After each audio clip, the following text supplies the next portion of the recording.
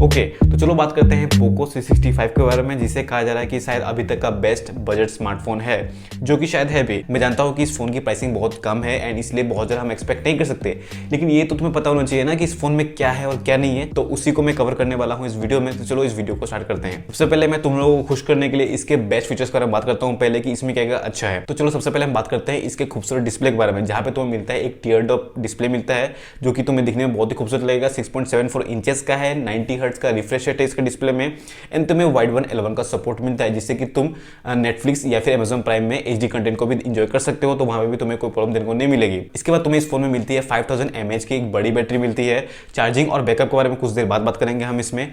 उसके बाद तुम्हें इसमें मिलता है साइड माउंटेड फिंगरप्रिंट स्कैनर मिलता है। गोरिल्ला ग्लास 3 की प्रोटेक्शन तुम्हें मिलती है इस फोन में, जिससे कि ये थोड़ा और प्रोटेक्टेड रहेगा। ऑल्दो इस फोन में तुम्हें कोई भी प्रोटेक्शन नहीं मिलता स्क्रीन में, या फिर कोई भी कवर तुम्हें इस बॉक्स में नहीं मिलता ऑलरेडी, तो तुम्हें लगवाना पड़ेगा प्रोटेक्शन और कवर दोनों के दोनों ही। 128GB का तुम्हें बेस वेरिएंट मिलता है, चाहे वो 4GB का लो, 6GB वाला, कोई भी रैम वाला तुम लो, तुम्हें मिलेगा 128GB बेस वेरिएंट, जो कि बहुत ही सही है। साथ ही तुम्हें इस फोन में मिलता है ट्रिपल कैमरा का सेटअप, जिसमें तुम्हें मिलता है 50 मेगापिक्सल का कैमरा सेंसर, जिसके बारे में हम कुछ देर बाद बात करेंगे।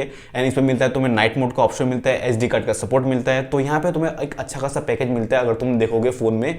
एंड पेपर के हिसाब से भी अगर तुम देखोगे तो बहुत ही सही लगता है दिखने में, नंबर्स इसके बहुत अच्छे हैं इस फोन के। तो चलो अब तक बहुत अच्छी अच्छी बातें हो गई इस फोन के बारे में। अब हम बात करते हैं इस फोन के कॉन्स के बारे में, जो कि है इस फोन की बुराइयां, कि इसमें क्या क्या नहीं है। मैं ऐसा नहीं कह रहा कि इसमें होना चाहिए था या फिर कुछ नहीं, लेकिन क्या क्या इसमें नहीं है ये तुम्हें पता होना चाहिए। सबसे पहले अगर मैं बात करूं इस फोन के ब्राइटनेस के बारे में, तो तुम्हें इसमें मिलती है 450 नीट्स की ब्राइटनेस, जो कि पिक ब्राइटनेस जाती है 600 नीट्स तक, बट तुम्हें हमेशा 450 नीट्स की ब्राइटनेस ही मिलेगी। पिक ब्राइटनेस कब काम करती है? जब तुम बहुत ज्यादा एब्रप्टली किसी जगह में जाते हो जहां पे बहुत ज्यादा लाइट है, तो फोन कुछ सेकंड्स के लिए उस पिक ब्राइटनेस में जाता है, लेकिन वो हमेशा 450 नीट्स तक ही रहेगा।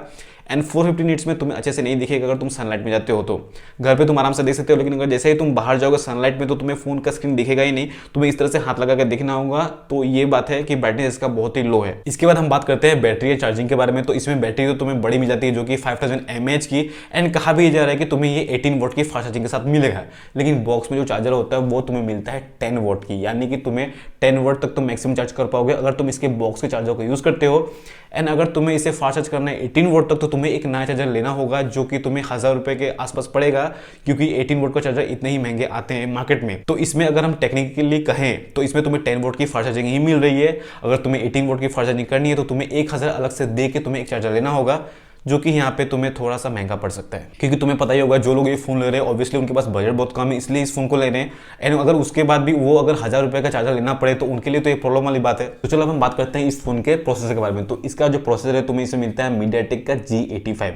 एंड इसका जो परफॉर्मेंस है वो उतना कुछ खास नहीं है, मतलब ऐसा नहीं कहूँगा कि बहुत बुरा है, लेकिन ये बिलो एवरेज मैं बोल सकता हूँ, क्योंकि ये जो सेम प्रोसेसर है ये तुम्हें लास्ट ईयर में मिला था या फिर कुछ टाइम पहले मिला था C55 में। एंड उसमें क्या था कि ये सेम प्रोसेसर उतना अच्छा परफॉर्म नहीं कर रहा था।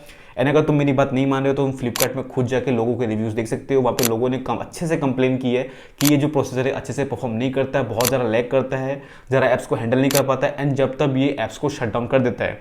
तो इसका मतलब ये है कि जो प्रोसेसर है ये तुम्हें व्हाट्सएप, इंस्टाग्राम आराम से हैंडल कर लेगा, लेकिन अगर तुम 5-6 ऐप खोल रहे हो या फिर गेम बहुत ज़्यादा खेलने की कोशिश कर रहे हो इस प्रोसेसर के साथ, तो वो हैंडल नहीं कर पाएगा। तो ये एक इशू है इस फोन के साथ। इसका जो प्रोसेसर है उतना स्ट्रॉन्ग नहीं है। मानता हूँ कि फोन की प्राइसिंग बहुत कम है तो इसलिए ये दिया गया है, लेकिन अगर तुम ले रहे हो तो तुम ध्यान रखना कि इसका परफॉर्मेंस बिलो एवरेज तुम कह सकते हो। एंड इसका परफॉर्मेंस लो होने का एक और रीजन है, और इसका है स्टोरेज टाइप, जो कि हर फोन में तुम्हें मिलेगा। अगर तुम कोई भी फोन लेते हो तो तुम्हें UFS टाइप की स्टोरेज मिलती है, जो कि अल्ट्रा फास्ट स्टोरेज होती है, लेकिन इसमें तुम्हें मिलता है eMMC टाइप स्टोरेज, जो कि बहुत स्लो होती है। एंड इससे क्या होता है कि जो तुम्हारा ऐप ओपनिंग और क्लोजिंग जो टाइम होता है वो बहुत ज़्यादा बढ़ जाता है, एंड इसलिए फ़ोन बहुत ज़्यादा लैग करता है। तुम 2-3 ऐप को इसमें हैंडल नहीं कर पाओगे, क्योंकि इसका जो स्टोरेज टाइप है वो बहुत ही लो ग्रेड का है, जो कि है eMMC स्टोरेज, जो कि UFS स्टोरेज के मुकाबले बहुत ही पुअर स्टोरेज होता है। अब परफॉर्मेंस की अगर हम बात करें नहीं, तो अगर तुमने यूट्यूब चला रहे हो, यानी यूट्यूब में अगर तुम चाह रहे हो कि तुम 4K वीडियोस देखोगे, तो तुम यहाँ पे वो भी नहीं कर सकते। अगर तुमने 4K वीडियोस को लगाया सेटिंग पे, तो ये फोन हैंग करना स्टार्ट हो जाता है, तो तुम्हें फिर से इसके 2K डिस्प्ले यानी कि 1440p में तुम्हें देखना होता है वीडियो। एंड अगर तुम्हें चाहिए था कि इस फोन में तुम गेमिंग करोगे, तो गेमिंग के लिए फोन बिल्कुल भी नहीं है, मतलब बेसिक गेम्स में भी ये तुम्हें हैंग करेगा। अगर तुम PUBG या फिर BGMI में भी खेल रहे हो तो ये अच्छे से लो क्वालिटी में भी परफॉर्म नहीं करेगा। तुम गेमिंग के लिए इस फोन को बिल्कुल भी मत लेना, गेमिंग इससे नहीं होगी अच्छे से तुम्हें, तो तुम थोड़ा ऐड करके दूसरा फोन ले सकते हो, बट इस फोन को गेमिंग के लिए बिल्कुल भी मत लेना। उसके बाद तुम्हें इस फोन में मिलता है MIUI 14, जिससे कि तुम्हें बहुत अच्छे अच्छे फीचर मिलते हैं इस फोन में, एंड बहुत ईजिली भी बनाता है ये फोन को यूज करने में, अच्छा भी लगता है, खूबसूरत भी लगता है। लेकिन बात ये है कि इस फोन में तुम्हें बहुत ज्यादा ब्लोटवेयर देने को मिलेंगे। इसमें मतलब ब्लोटवेयर भर भर के डाले गए हैं, एंड कुछ कुछ तो अनइंस्टॉल भी नहीं होंगे। तो ये ध्यान रखना कि अगर तुम ये फ़ोन किसी अपने पेरेंट को दे हो तो तुम उसे पहले ही अनइंस्टॉल करके दे देना, नहीं तो उन्हें बहुत ज़्यादा प्रॉब्लम होगी, क्योंकि अगर वो कोई ऐप यूज़ करे तो बीच में अगर ऐड आ गया तो उन्हें तो प्रॉब्लम होगी एंड वो यूज़ भी नहीं कर पाएंगे। तो अगर किसी को दे रहे हो तो ऐप्स को अनइंस्टॉल कर देना या फिर डिसेबल कर देना, लेकिन कुछ ऐप्स होंगी जो कि यहाँ पे अनइंस्टॉल नहीं होंगी। इसके बाद इस फोन में एक और इंपॉर्टेंट चीज़ नहीं है जो कि है जायरोस्कोप सेंसर। अब जायरोस्कोप सेंसर का काम क्या होता है, तो जैसे कि तुम यूट्यूब चला रहे हो अपने फोन में, इस तरह से चला रहे हो एंड अगर तुम्हें कुछ इसे लैंडस्केप फॉर्मेट में देखना तो तुम ऐसे रोटेट करते हो एंड रोटेट करने के बाद क्या होता है कि फोन ऑटोमेटिकली उस लैंडस्केप मोड में आ जाता है, जो कि अगर तुम्हारे पास जायरोस्कोप सेंसर नहीं है तुम्हारे फोन में तो ये ऑटोमेटिकली नहीं काम करेगा एंड तुम्हें मैनुअली करना पड़ेगा। तो यहाँ पे एक इशू है कि ये सेंसर तुम्हें नहीं मिलेगा, जो कि बहुत ही बेसिक सेंसर था। इसके बाद अगर हम बात करें इस फोन की कैमरा के बारे में, तो देखो कैमरा इसका तुम उतना ज़्यादा एक्सपेक्ट नहीं कर सकते क्योंकि ये बहुत ही सस्ता फोन है, लेकिन फिर भी इसमें तुम्हें ठीक ठाक फोटोज मिल जाएंगे, मतलब काम चलाओ होंगे। मैं ऐसा नहीं कहूँगा कि बहुत अच्छे होंगे, इसका जो रेजोल्यूशन है वो बहुत ही कम है, मतलब तुम फोटोज क्लिक करोगे तो तुम्हें बहुत ही जिटरी देखने को मिलेगा एंड उतना अच्छा तुम्हें एक्सपीरियंस शायद ना मिले इसका, क्योंकि सस्ता तो है ही पहले बात,